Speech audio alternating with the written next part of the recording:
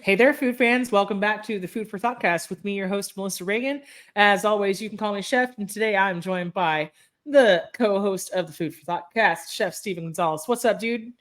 Hi, how's it going? It's great. How are you? Fantastic. Always enjoying this nice cooler weather where it goes down from like 100 degrees to 98 To degrees. 90, So yeah. parkas are out. Parkas, sweaters, sweater weather, scarves, everything. I mean, I think there's some rain coming, at least here in Dallas. But yeah, you're not wrong. It's so disappointing when it starts to get cooler and then it's like false. All your hopes are dashed, and then it's hot again. So Yeah, and then it gets to like it stays 90 degrees, so you have to still wear like 5 layers of clothing. I think we're in that time of year where you go to work and it's cold and then like halfway through yes. your day it gets super hot and then you hate yourself. You're using the heater on the way and the AC on the way home, and you've shed like 3 layers of clothing. It's the worst possible time to want to accessorize. Makes me really thankful for my one work uniform that has been my one work uniform for a long time. Especially when you look disheveled after replacing a few layers. You look like you either just got out of bed or you stuck your finger in an electric outlet socket. Like when you had to wear 4 layers to work, and now you're some sweaty version of that 8 hours later, and it's the cool chill of the 88-degree air that knocks you off your feet. Yeah, that So much for looking cute, huh? cute's Yeah. gone. It's gone. I have to ask, what is the most amazing thing you ate this week? I gotta know. You know, my favorite meal this week was there's a burrito shack here in Yeah. Midland called Micaela's Burritos, Mm, mm, and they make some delicious burritos. So I always get their chicharron bean and cheese. That's an nice. all-time favorite of mine. So yeah, that's the best meal I've had this week. Oh, dude, that sounds amazing. That sounds so good. I want it. I want it right now. You should come to Midland and I try it. want it right now. I want it right Go now. on a food excursion of the Yes. tall city. Yes. This week I braised some beef in the crock pot, and excuse me. And there were onions and potatoes in there. I used half of the honey habanero rub from Finch Barbecue, and the other half Mm, of the rub I did for the beef. It was beef shoulder tender. I used the Lone Star beef rub, also from French Barbecue, and then to go with it, I roasted some acorn squash cut in half, scooped the insides out, combined it with a little stovetop stuffing, and put it mhm. right back in there. So Yum. yes, it was all the fall things. So let me ask you So, this: whenever you do like the crock pot and stuff like that, and you do your short ribs, do you get a sear on your? Do you still sear your short ribs? well, I did. It was shoulder tenders. Okay, So no, I'll do short ribs in the crock pot is too moist. I don't like it. It doesn't get what I want. I will sear short ribs and coat them in whatever I'm going to coat them in, wet or dry, yeah, and wrap them in foil and do them in the oven because it gets gotcha. that caramelization without getting it waterlogged. Yeah, So yeah, yeah. Because I was gonna say I know a lot of people that use a crock pot and they just throw everything in there, and that's fine and all, but you don't get any extra flavor. So I was, yeah. So if I'm going to do ribs in that way, it's because they're cheaper than whatever else I wanted to use, and so I will stand beef ribs or pork ribs like up on their ends, right? Snake them around each yeah, other I can see inside the that. Yeah, crock pot. And I'll pour like a Coke and some mustard and some jam or whatever, barbecue sauce or whatever. But at the end of the day, I'm using tongs to like pull the bones out and I'm just shredding the meat up. But if I want like a rib that I'm going to eat off the bone, I'm doing it in the oven, like a slow cook in the oven. nice. So yeah, yeah, Yeah, 100%, 100%. Oh man, but while I love what I ate, I want that chicharron burrito really badly. yeah. Teach your own bean and cheese. Best way to do it. Yeah, I you want, I can. want that. Yeah. All right. So, but I'm like really sad about that now. All right. So it's soup season. That's what we're talking about today. It's so anyway, past Melissa's sadness about not having a chicharron burrito. Um, Soup season. Let's talk about it. The history of soup is human beings have been eating soup since 20,000 BC. That's the common belief. So, as soon as people had mud vessels or clay pots to cook soup, they started doing it. So, some historical documents state that soups became a big part of most regular menus in all the civilizations from 6,000 BC onward. They Wow. used to be called broths or pottages, so made in a pot, pottage, right? It's like a combination of pot and cottage, the thing you cooked it in inside the place you were cooking in. So clever. Or sop, which is now, of course, right, the action that you take with the bread or the biscuit or the cornbread that you're eating with the soup to get all the things out of the bowl. What do you think about all that, Steve? I think that I want to shake everybody's hands who discovered all these great cooking techniques, Yes. because without all that, we would Mm. live in a very bland and boring world. Yes, I'm a huge soup fan. Of course, the word soup comes from the French soup as well, but it has an e on the end. And then that comes from, right. It's like soup, but with an Soup e came from because soup.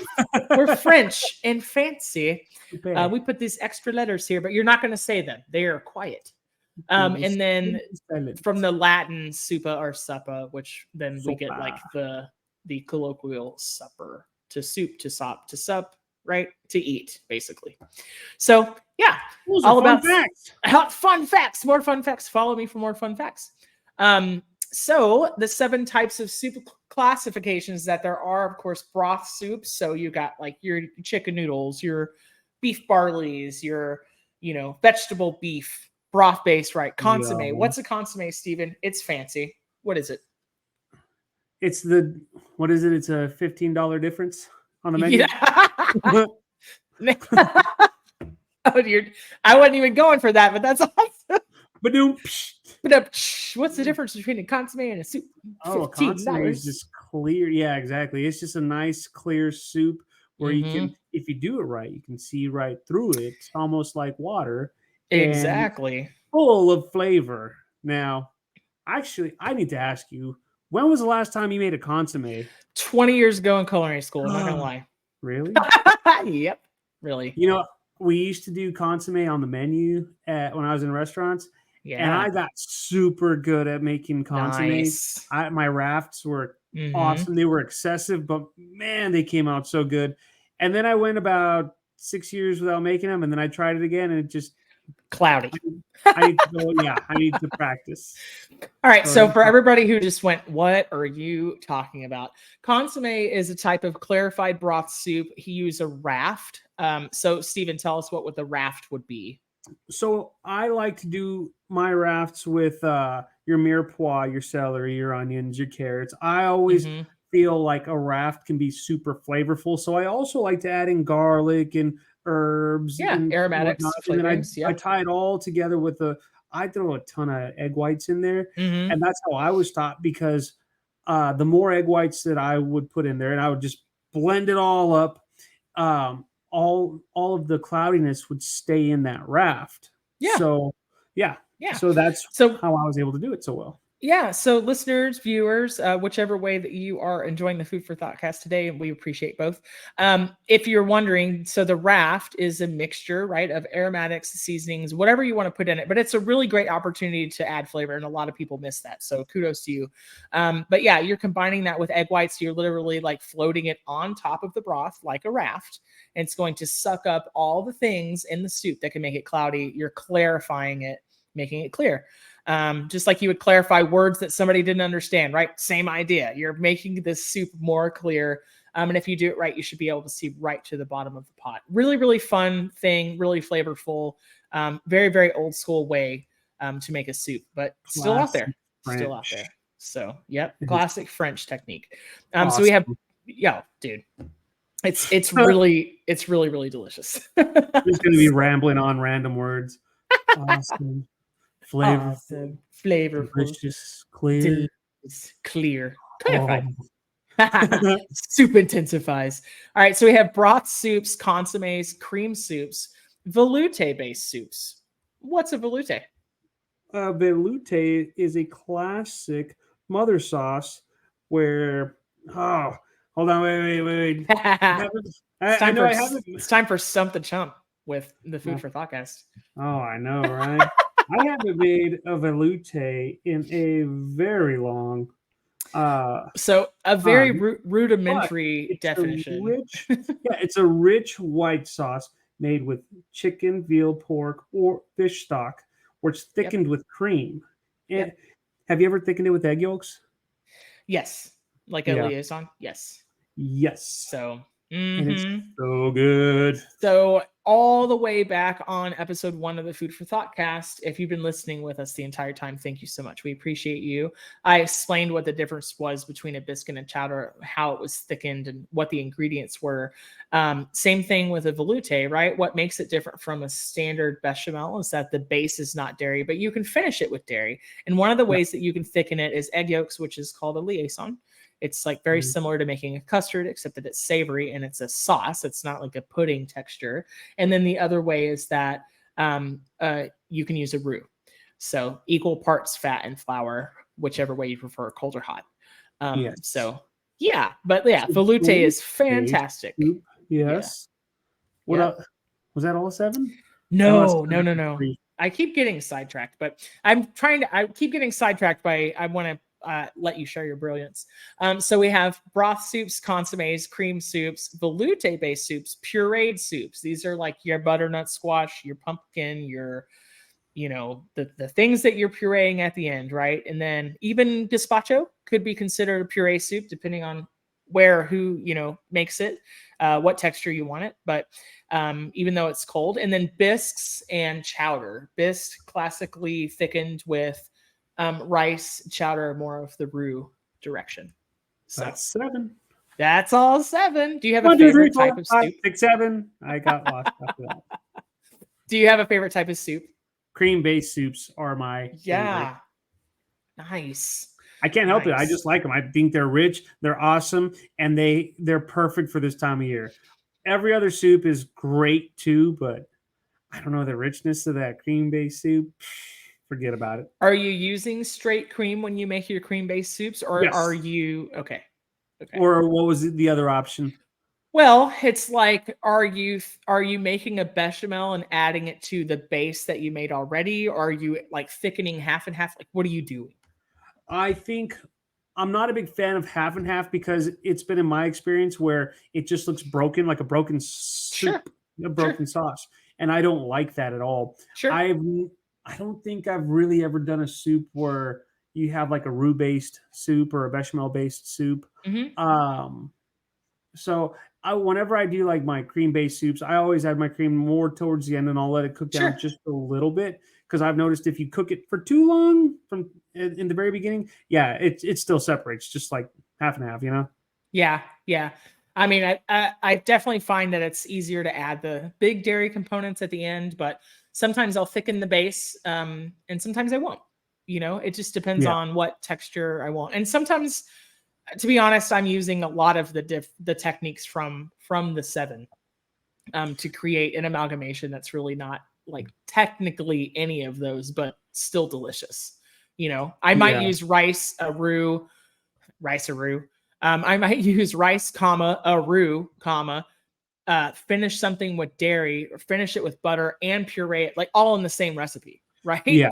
So I say recipe very loosely, because if I'm cooking at home, there's like zero plan. Recipes don't exist. They're just guidelines. So loose guidelines, unless you're baking, and then you need it because it's science. So yeah.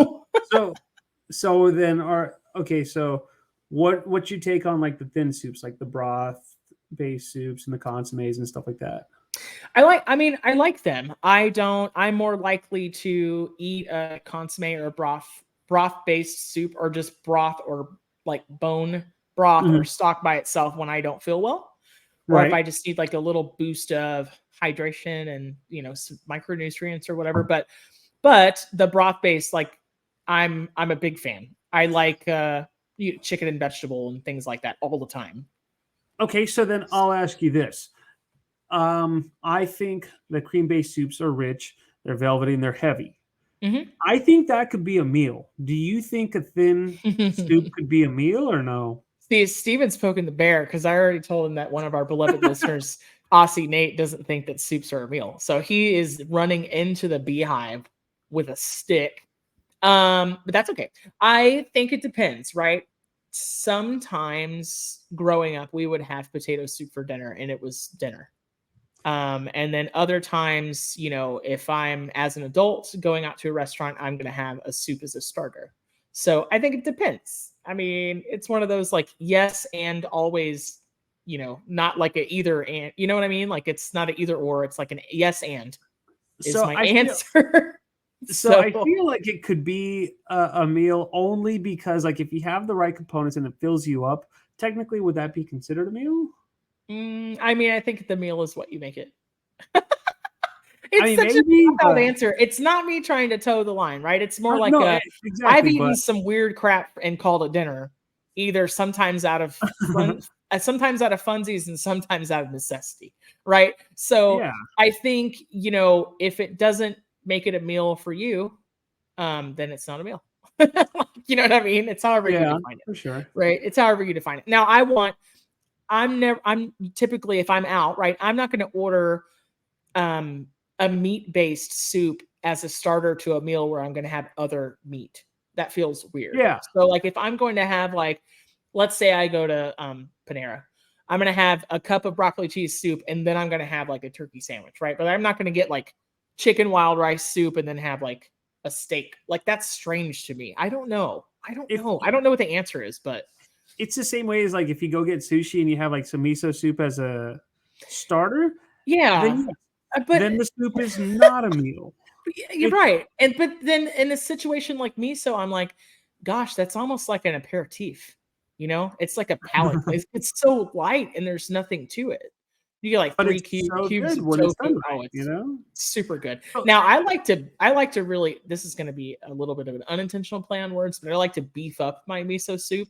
So if I make like a pot of miso soup at home, I want bok choy and carrots and shiitakes and it's closer to being a meal, right? I don't know. I'm not caught between a rock and a hard place on this, but I I don't mean, know. so then okay, so then let me ask you this. What would you consider pho? Would pho be considered a meal or not? Because there's a I lot of things in there. I think it is, but because like for me, or me, I'm going to I'm gonna pick the bowl up and drink most of the broth and then eat it like noodles after. So for me, it's like brothy appetizer and soup meal stuff. Okay. But I think it qualifies as more of a meal because of the size of it. If I'm making soup at home, I'm having at least 3 bowls if I'm eating just soup for dinner. Like I like 3 bowls and like 3 pieces of whatever bread. I don't know. Oh yeah. Is that I, silly? I can't go it's hard for me to eat a soup as an entree in a restaurant. So, I can't say I've ever done that other than like pho. pho. Yeah. Yeah. Yeah. It's Agreed. it's Yeah. or ramen. But even if I'm eating ramen, like if I'm in like a Japanese, like an izakaya style place, then I'm gonna have like 4 or 5 other things and a bowl of ramen. But not Yeah. now. Have I eaten crap ramen noodles from a package as a meal? Also yes, but it was like a struggle meal. It wasn't because it was like what I wanted, you know, Right. or a snack, which is it's a terrible snack. It's like 8,000 milligrams of sodium and um, regret. Yeah. So, Especially when you're having ramen tostadas. ugh, Now that terrible, one I'm poking bears. ugh, I'm kidding. terrible But execution. Nah. but I mean, it's one of those things where it's a fine line between whether it could be a meal or not. And then Yeah, I mean, I used to love going to. We have a local Mexican food, Tex-Mex food chain that's called El Phoenix here. It's a Dallas institution. Um, Back in its heyday when it used to be good, yeah, I said what I said. They had a tableside presentation for tortilla soup. So they would bring you the bowl. It had like tortilla strips, cheese, and a fanned out, like a sliced fanned out avocado in it, and the yeah, entree size bowl. And they would bring the pitcher of the stuff, the goods, and they would pour it on it. And as a kid, it made me feel super special. It was like it felt elevated, But had also already started the meal by eating my weight in chips and salsa. So I don't think it was so much that the soup was a complete meal. I think it was more that like I didn't have room for anything else. So it was fine as Yeah. dinner. You know what I mean? So yeah. I So yeah. like soup all around. I could eat it as a meal. I can eat it like as an appetizer. I don't care. Yeah. Soup's just great. Yeah. Yeah. I mean, besides pho, I think you make a really valid point there. I too love soup, though. I could eat it all year long, whether it's hot or cold outside or whether it's Yeah. hot or cold soup. It doesn't matter to me. So we have to go through some of the classics, though. Chicken and noodle, like yes or no? Yeah. Yeah. Totally. What kind of noodles? It doesn't really matter to me. I Really? I've done it to where I've been to places where like you have like that real thick noodle, and then I've been to Yeah. places Yeah, sure. where they'll serve like the macaroni noodles. Yeah. I've even been to places where they did like a spaghetti noodle. It's like, okay, this is weird, but you know what? Like, I'm down for it. But that's closer to like fideo, right? Like if you eat, Kind of, yeah. you Yeah, know, yeah. I love those fideo noodles, but like I think a lot of vanilla folks such as myself, maybe our first exposure to that fideo type noodle is in a rice-a-roni box. And I ain't mad at it. It's Yeah. delicious, you know. But I think I ate my weight in the Campbell's chicken noodle. And I still like it. I still want Campbell's chicken noodle when I'm not feeling well. But at the same time, I've also graduated to like I like the Progresso with the egg noodle in it. Yeah, So I could see that. yeah. The key being, right, if you're going to make it at home and you're not going to eat it all in one go or serve it right away, is keep the noodles separate, guys. So they don't turn into like soggy, noodly sponges. So, Yeah. you know, I like chicken noodle soup, especially when it's done right and you have like those real that good edamame hitting, like in all the yeah. right places. That's how you know it's good. Like I've had some chicken noodle soup also where it just tastes like there's no flavor to it. So How do you I bet feel you should about try that. matzo ball soup?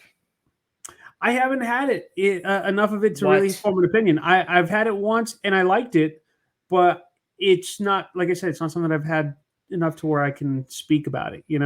All right, listeners. Well, if you are a fan of matzo ball soup, I need you to tell us if you like sinkers or floaters. And if you're a matzo ball eater, you'll know exactly what that means. I like them to float. I like baking soda leavened matzo ball. But I love that there's a certain magic that happens, right, with chicken. I prefer to use the rotisserie chicken, right? A picket. I'm not opposed to that at So, all.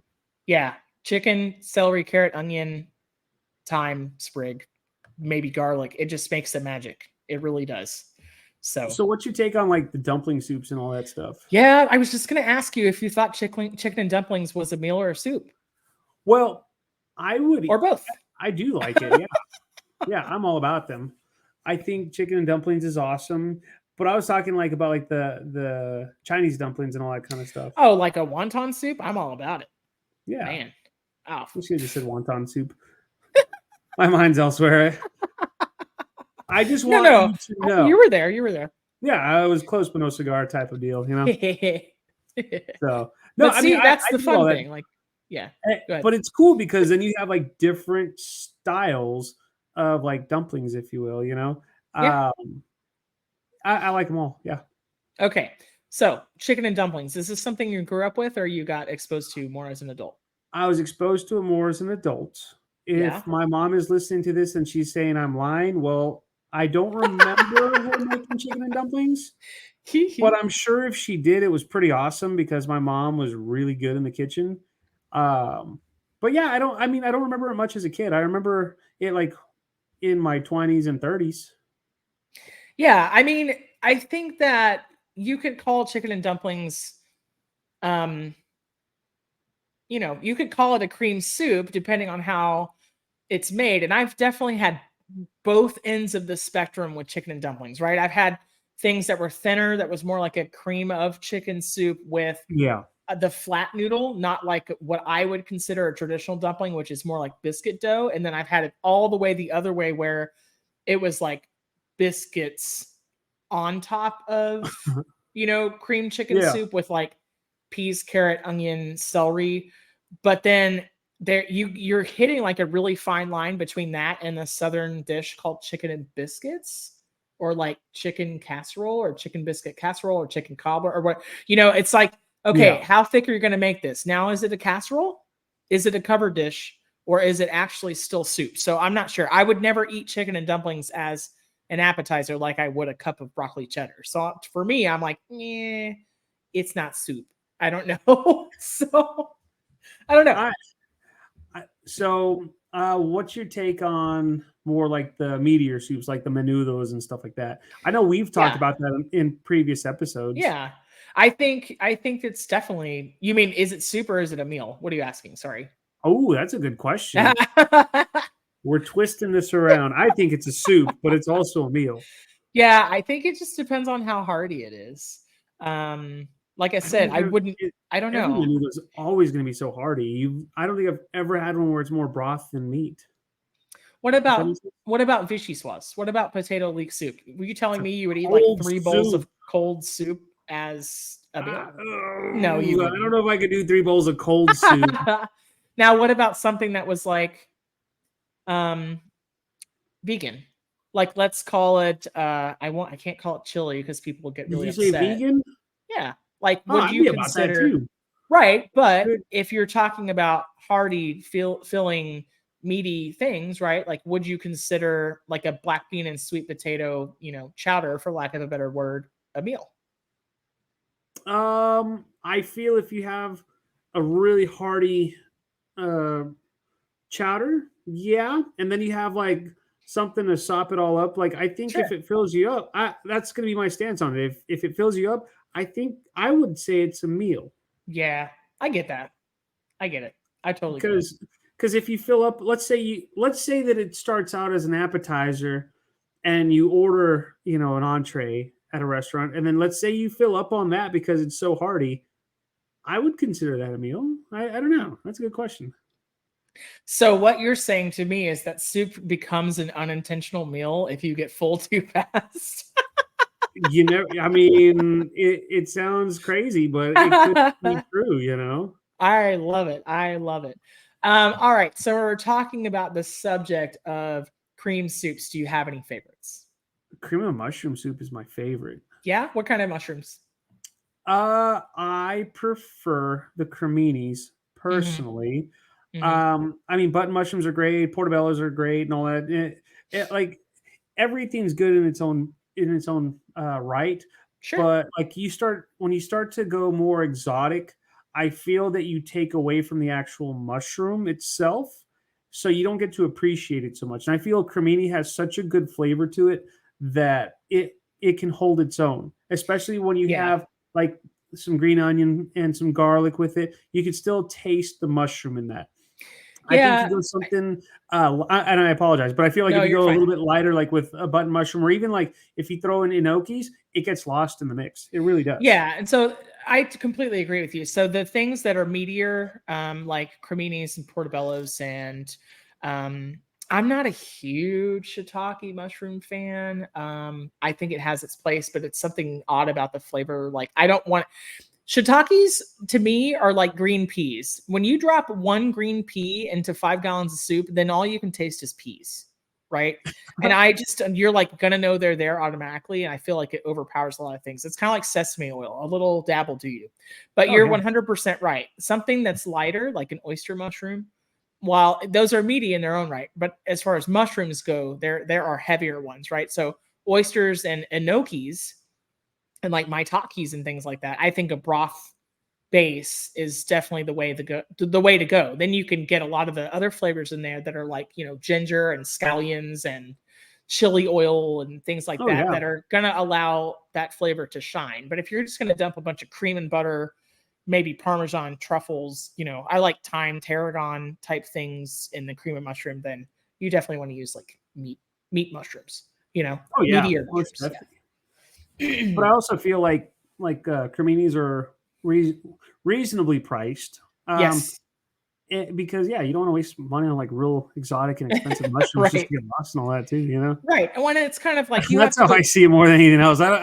You've taken it to a whole nother level of awesomeness and like more depth, if you will. And I'm like, oh no, this is cheap, you know? No, these are cheap. No, but you're making a really good point, right? Like soup started out as a take all the leftover things and find a clean water source, right? And now we have a Mhm. meal that's 3 days instead of 3 hours. Like it's a you have to go back to the basics of like why are you going to put the most expensive things in something that you're going to bring to a boil? You know what I mean? Like Yeah. it doesn't make a ton of sense. And so you make a fantastic point. I'm also a huge broccoli cheese soup fan. I like it a lot. Broccoli, yeah, it's good. Yeah. I think people underutilize the stems though. If you just run a peeler over those stems, you have a whole lot of more product there and it has a really great flavor and it purees really well once you've Oh cooked it, yeah. to be tender. Do you have favorite Yeah. broth soups? I really don't have any particular flavor broth soups per se. I mean, every time I think of like just straight up broth soups, I was thinking of like the beef consommes and things like that, the chicken consommes. Mhm. Um, so yeah, that's my take on just But like what about things that are broth based though? Like you like a chicken vegetable, like a beef vegetable. I guess things that are broth based, but you wouldn't oh, thicken. so okay, so my mom made a bunch of like chicken soup or caldo, if you will, where it Mhm, was like sure. chicken and vegetables, you know. Yes. So the flavor that she would do, well, anytime I have those, first off, it reminds me of growing up. It reminds me of an Mhm, awesome time. mhm. Food definitely always takes me back to my childhood. The Yeah. only thing I didn't care for her soup was that she would do like the chicken on the bones, which of course it's more flavor, and I didn't appreciate at the time.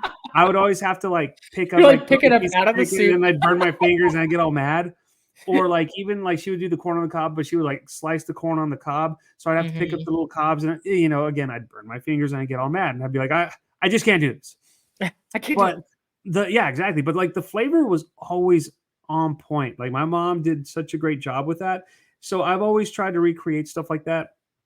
But the only difference is that I take, like if I'm gonna throw corn, I'm gonna take it off the cob. If I'm gonna throw chicken in there, I'm gonna find a way to get that bone off a little bit easier, so that Right. way I can enjoy it. Right, right, Just right, to get right. that flavor. But Kind yeah, of I like mean, I dig all that ease of stuff. access type thing, right? Yep. So then let me ask you this: French onion soup, would that be a broth-based soup? I mean, it would be until you add all that Gruyere and awesome like toast points and all that on top. I think What do that's you the think? garnish though, but it's broth based for sure. Okay. Yeah, Yeah.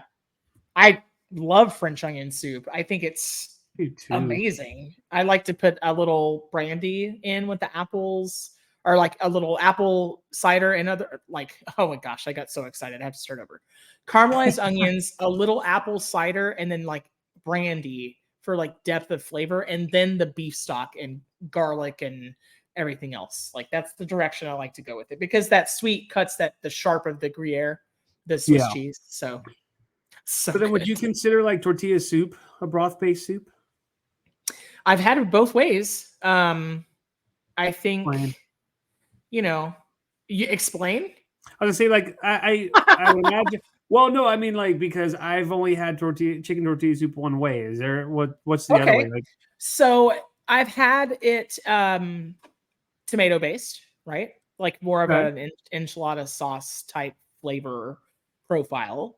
I've definitely had it broth based where, and then it becomes like a very fine line between chicken tortilla soup, chicken enchilada soup, and taco soup, right? Like I feel like you're teetering on a line of like, if you put black beans and corn in it, it's this. If you put rotel in it, it's this, right? But okay, traditional chicken tortilla soup, right? Like at a restaurant, yes, broth based.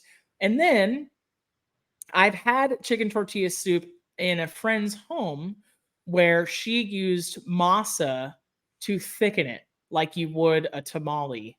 So, um, Hmm, and a little sour cream at the end, not on top, but like in it.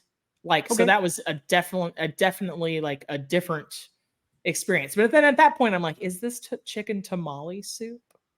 So, like That's like I, yeah. that's like trying to dissect all the different subgenres of heavy metal.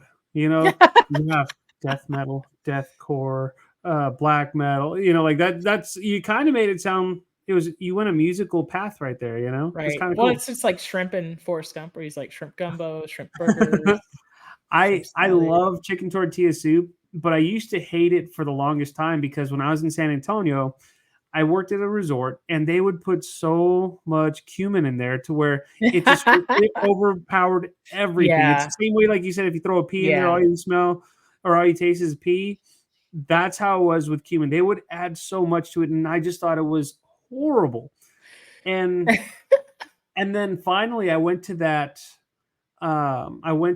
kitchen that made it because I had to fill in, and I had one guy show me how he did his, and he had changed up the recipe just a little bit. Hmm. I mean, it was amazing. You know, like the way that Yeah. this guy Yeah. Lupe would make his tortilla soup was just out of this world. And oh my gosh, it when it's done right, yeah, it's amazing. So I like cumin a lot. That's one of the ways that we're a little bit different. I love cumin, but I understand too. Like there a little bit goes a really long way. You can put Yeah, other things with it, right, to kind of bring out the beauty of that flavor. But for chicken tortilla soup, I really like to you start with a high quality chicken stock, right? Whether you've made right. it yourself or not. But I like to blend other things into it. So at that point, I'm like, is this actually qualifying as like a pureed soup? Like I like to roast a poblano and a tomato and blend those into it. And then sometimes, depending on how I'm going to use it, add a little cream or like a potato, and it gives a lot of body. So it kind of becomes it's like it could be like a bright green deal with like green chilies and poblanos, and it's Yeah, pureed and it's got like roasted corn on top and tortilla strips and like shredded chicken, or completely the other direction, right? Where it's like a couple of ancho chilies that are rehydrated and like a New Mexico chili and a can of Rotel. I don't know why I outed myself twice in this conversation with the Rotel, but dang it, it's good. I really like it. Okay, I don't care what anybody thinks, but I've also done vegetarian tortilla soup before, where I was using like cashew cream as a base and roasted sweet potato and cumin and chili powder and paprika, and I mean I think you can go all sort of ways, but it probably oh, fits a most lot. It definitely. probably fits like two or three categories on the soup types list, right? Yeah, Depending on who's making it, or but hey, let us know on social media, like if you like tortilla soup and which way you like it. I want to know. I feel like soup's a polarizing subject for sure. So, it can definitely divide a crowd.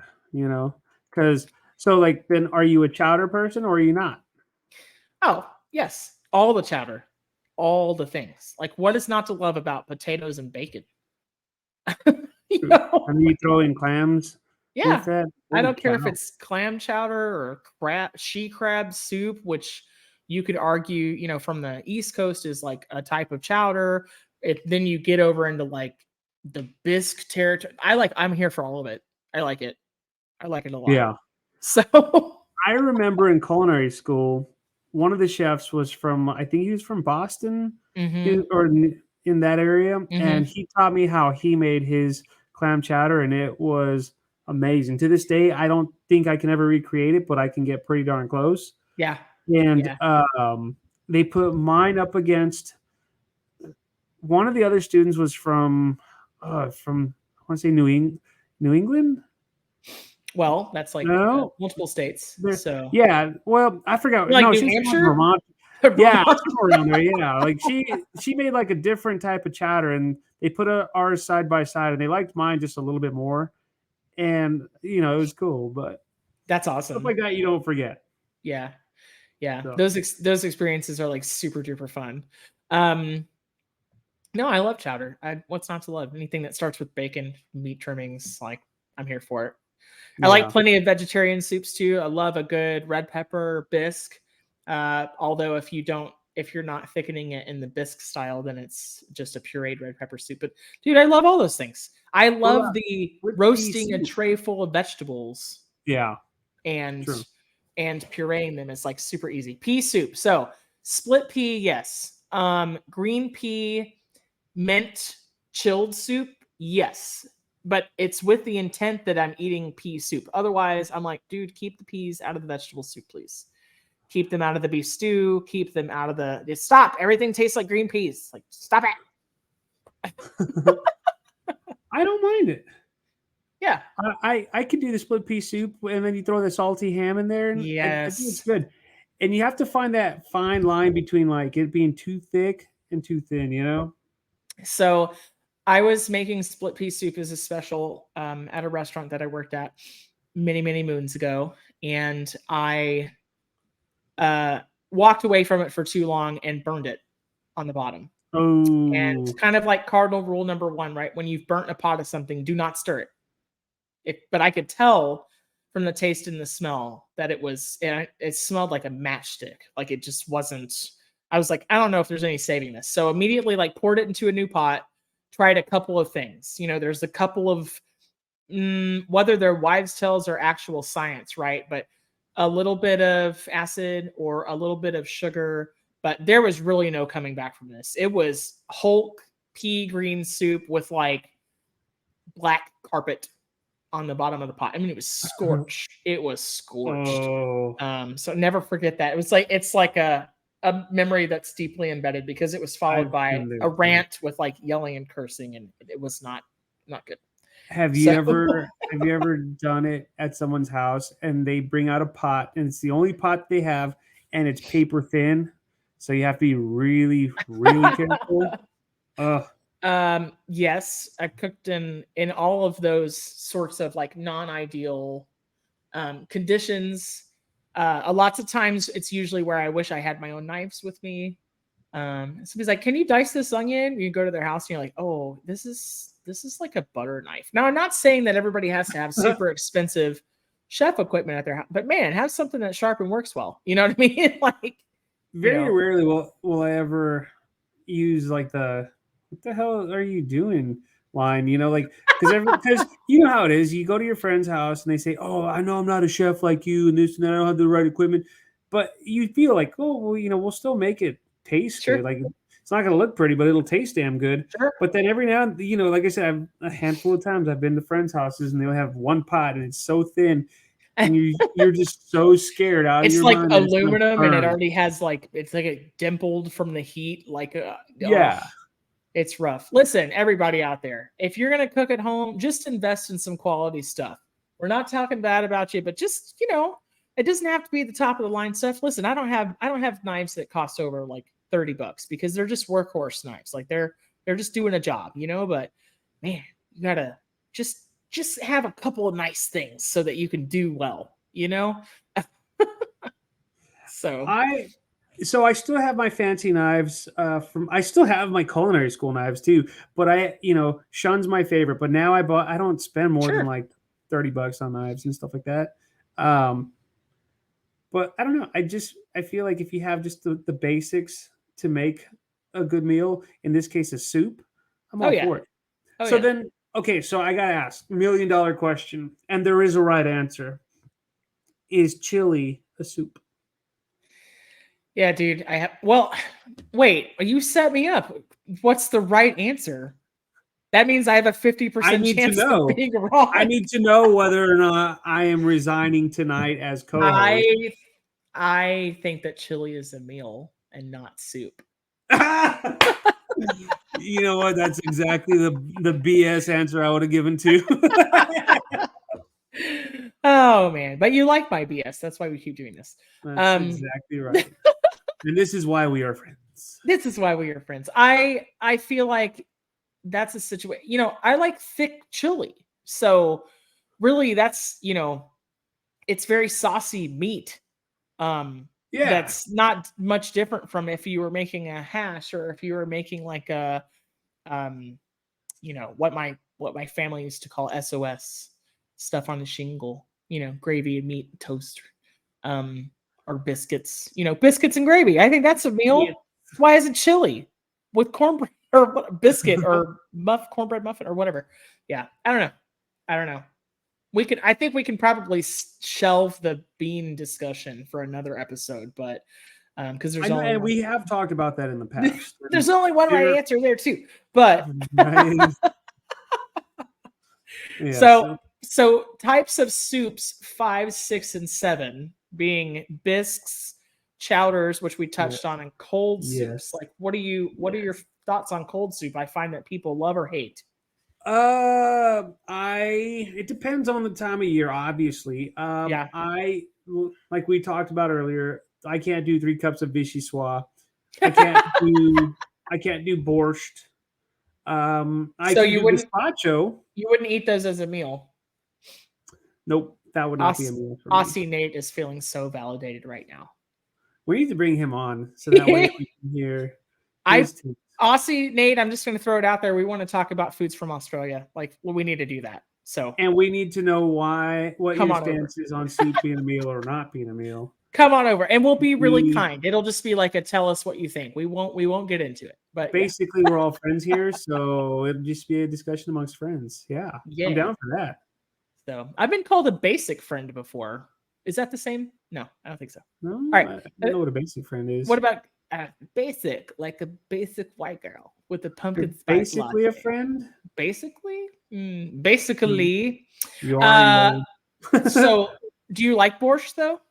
As an appetizer? As an appetizer, I would try it. I have not had one that I like yet. If that makes sense. Like it's not my favorite, but in the right place, I will eat it. What about gazpacho? I do like a gazpacho from time to time. Do you like it chunky or smooth?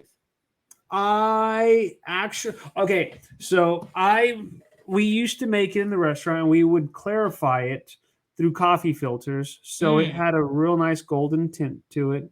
So yellow tomatoes? No, we would use Romas and stuff like that, but we would not. Okay. So we would add all the basic components to it, but we'd blend it up, but not over blend it. Mm-hmm. And by adding a lot of extra water to it, like you're just able to get that little bit of clear tint. Yeah. I mean, I like it smooth personally. If I do it chunky, I will still eat it, but each bite is a little confusing to me, if that makes sense. Right. I sometimes like the contrast, but it depends on what kind you're going for. So in the Roman times, in the Iberian Peninsula, gazpacho was just bread, water, vinegar, oil, and salt. And you can still find these types of like bread and garlic pureed soups, but like the hot version. And like when I say hot, I mean warm, not spicy. But you can find that in various culinary traditions around the world. Now, in Andalusia, where it's more closer to like the modern times of what we have, it's funny because tomatoes and green peppers didn't make it to the New World or didn't make it to Spain. They came from the New World, right, until the 16th century. So it's kind of just depends on who you talk to as to what goes in it. But I like mine smooth as well. I learned to make it from a man who was from Segovia, Spain, and he used a blender. So for sure. But it also had, half a baguette in the recipe. So it was probably closer to really more traditional. But I like to play with them too. You look like a white grape and almond gazpacho. It kind of just becomes like a catch-all term for cold pureed soup at that point. I'm not opposed to it by any means. I would be for it. Yeah. Well, I won't make it because I refuse to peel grapes, but it was a cool thing I did a couple times. Like you said, I'll eat it, but with a chunky gazpacho, every bite, it just confuses me for some reason. I don't know why. Well, to me, I always have this. Well, it's like, is it salsa at that point? Yeah, that's exactly what I was going to say. It's like I feel like I'm eating salsa, and then I need that crunch element of. I kind of like if the gazpacho is too chunky, then I start to go like, I want avocados and shrimps in this. Like a Mexican shrimp cocktail with like crackers. You're going cocktail or campechana or something like that, and yeah. I'm like, is this completely different direction? Doing So, but I think sipping, a really smooth gazpacho on a really hot day, it's super refreshing and really tasty. And then, to me, I love that bread component because I really like. I would call this the condiment cousin of gazpacho, but I really like romesco sauce a lot. I do too. Yeah, like it's the blended. So for listeners and viewers, if you don't know what it is, it's a blended Spanish condiment that has Sometimes almonds, but tomatoes, red peppers. If it's really traditional, I'll have the piquillo pepper, which is really traditional Spanish red pepper, or the pimentones, which are like dried to make paprika. But yeah, it'll have those items: garlic, bread, onions, all really good quality Spanish olive oil. But yeah, it makes like a For a good how would time. you describe this? It makes for a good time, but it's a paste. I guess it's a paste. In other words, I would say that it's pretty close to being like a Spanish version of pesto. We got way off topic though. My bad. We kind of did. But Okay, I'm hungry. Like now I'm right. hungry. I So I want have to soup. ask what your take is on like the baked potato soups and all that kind of stuff. Oh, I love it. The more the Me merrier, too.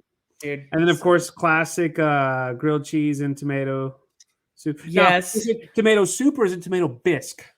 Well, there's a lot of imitators out there. If you're not thickening your bisque with rice, it's not bisque.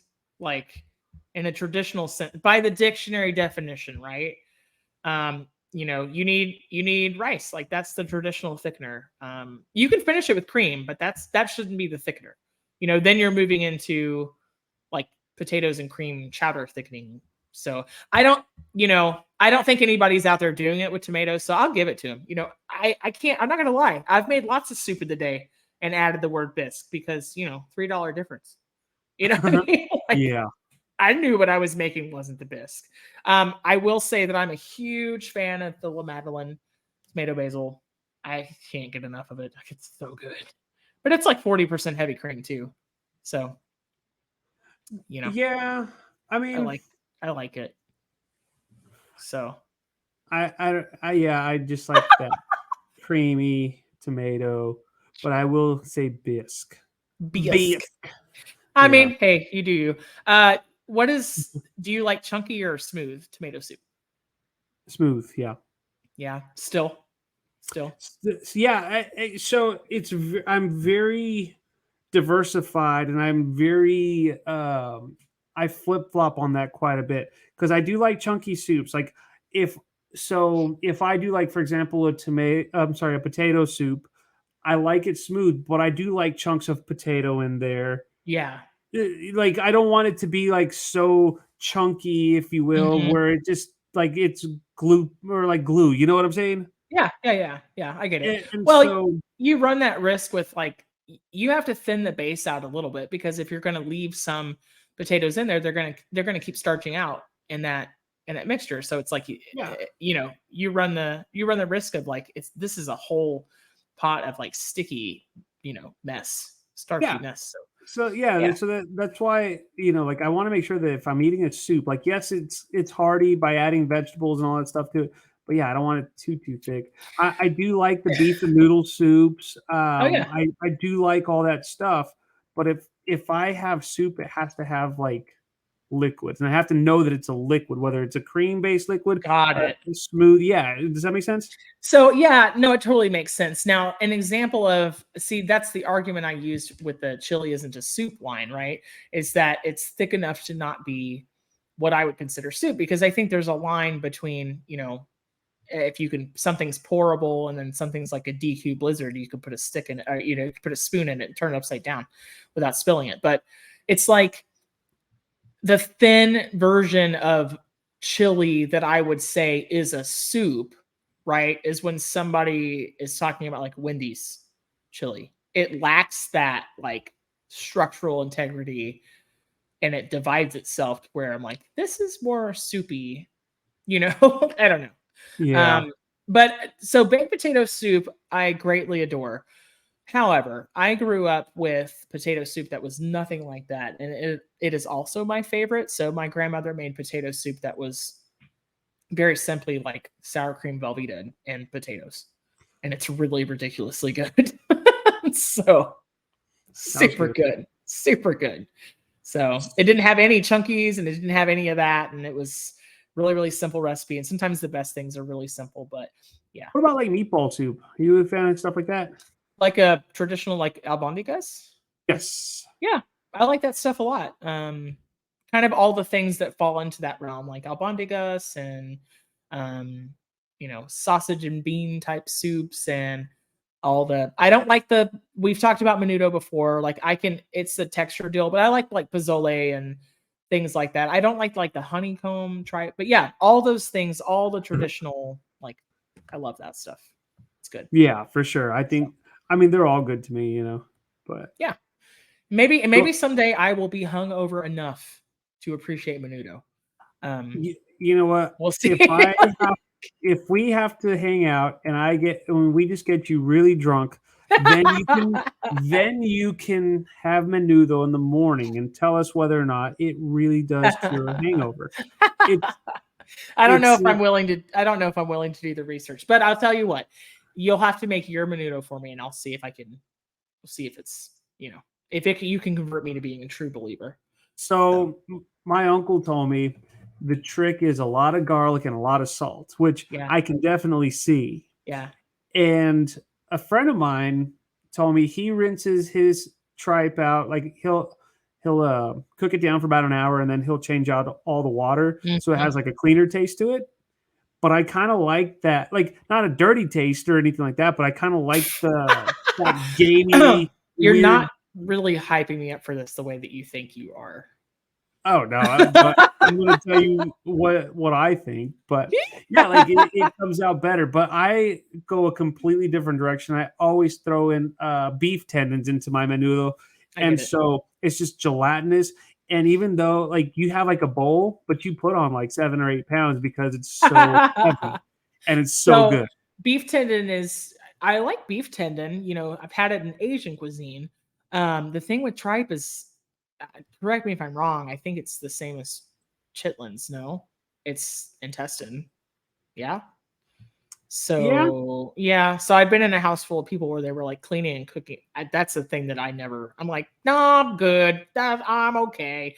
I like the gelatinous though. I like that unctuous gelatin flavor versus I've also had chicken foot soup in Caribbean country, and I don't like the bones. Like I think we talked about chicken feet before, but I like the gelatin part. I do like that part a lot.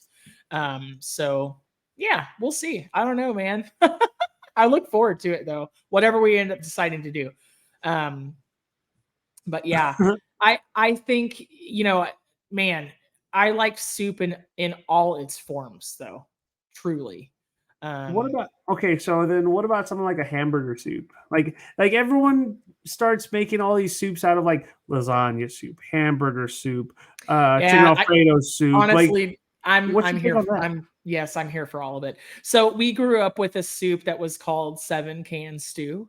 That is like ranch style beans, rotel, we didn't eat corn, but it was like, rotel, canned chili of your choice, which sounds like an abomination, but hear me out.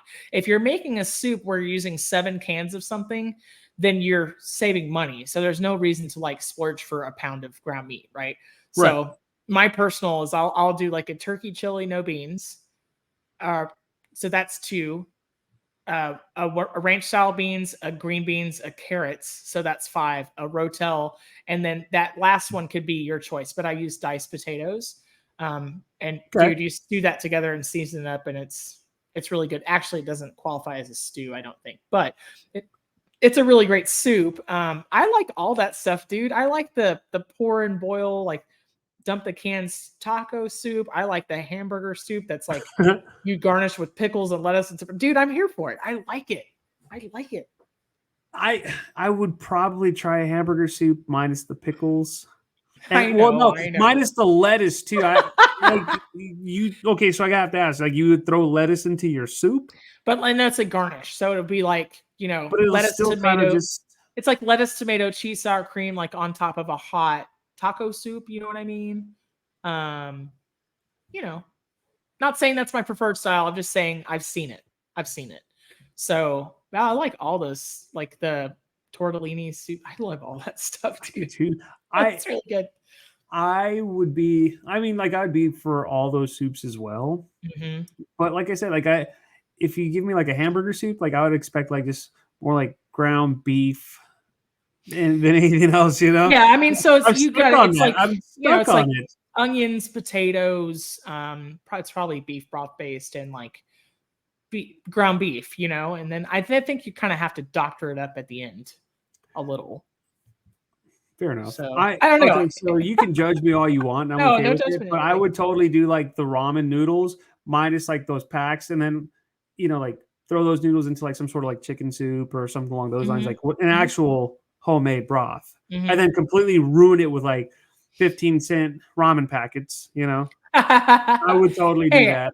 I like ramen. It has its place, I like to make a really very, very simple like egg drop variation with ramen. So you just throw leftover veg and crack an egg off in there and stir it, and it's good, But I also don't think it's a meal. So here we are. Now, I think soup can be a meal. Like, look, if you're making unstuffed pepper soup or whatever TikTok soup of the week is popular, like if you're making lasagna soup, dude, that's heavy. Like it could completely be a meal.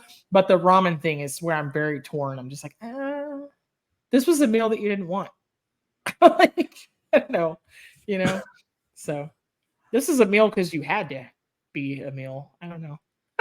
You have to just get creative with it, and there's always ways. At the end of the day, feed your family, feed yourself. No judgment, right? It's fun things to talk about, but at the end of the day, like if you're feeding everybody, then good job, people out there. But yeah, I'm here for all the kitsch fun soups. I really like it. I'm here for all that business. My grandmother also made, like, we didn't talk much about broth soups, but she made a really fantastic beef barley soup that had mushrooms in it. It was very tasty. It was like mushrooms and carrots and stew meat and barley, and it was insanely good. Really, really good. So yeah, I like all those things. Yeah, about it too. Yeah. So have you ever had like the really traditional chicken and wild rice soup, like from the Midwest? No, I haven't, but it sounds good. Do you like wild rice? I do. Yeah, this texture like turns me off just a little bit. I'm real lazy. I have to buy like the par cooked one, like the instant one, like the blend, the wild rice blend, So I like wild rice. I there's something about it to where it has just like a little bit of a crunch to it, even though it's fully cooked. Yeah, and I think that's the same thing that bothers me about garbanzos. It's just one of those things that's like, why won't it taste like it's cooked? And it could have something to do with the fact that wild rice is actually a type of grass, so it has that reed-like structure to it where it's never going to get soft like a grain of rice. So I think it's the name that throws me off. But yeah. So what kind of soups are coming up in your future? I would say the tomato, basil, the sweet potato, the butternut squash bisques, the mushroom, chowders, all sorts. It depends on how cold it gets, Okay, what if it stays like this tepid, gross 80 degrees further into the year? Still cream soup? Oh, that's a good question. Then it would still be like the tomato, basil, and grilled cheese. Yeah. Because that's good year round. I've definitely been craving like ham and navy bean or ham and butter bean with a batch of cornbread. So that's probably what will be first on the list for me. So yeah. Steve, it's been wonderful talking to you about soups today. Where can we find you? Find me on social media, Facebook, Chef Steven Gonzalez, Instagram, TikTok, Chef Stegons. I'd say Twitter, but I know it changed and I don't really do Twitter. Whatever it's called right now, he's not really on it. Yeah, exactly. Or just go to chefstevengonzalez.com and talk food. I love it. Go buy the man's cookbook. Do you have soups in your cookbook? I do, actually. Nice. I do. So you'll have to get my cookbook and try out some of my soup recipes. Good thing I have 2 copies. Hey. Yeah. It sounds super duper. I'm sorry. I hate myself for that joke. Thank you so much for joining us today. Listeners and viewers, don't forget to rate, review, subscribe, leave us a review. Help us get some followers, share the page, share the podcast every time it gets released, right? Your one of the things that makes this show great. I truly believe what the nice voiceover lady says at the end of every week's episode. So help get the word out about the Food for Thoughtcast. Thank you so much. Bye.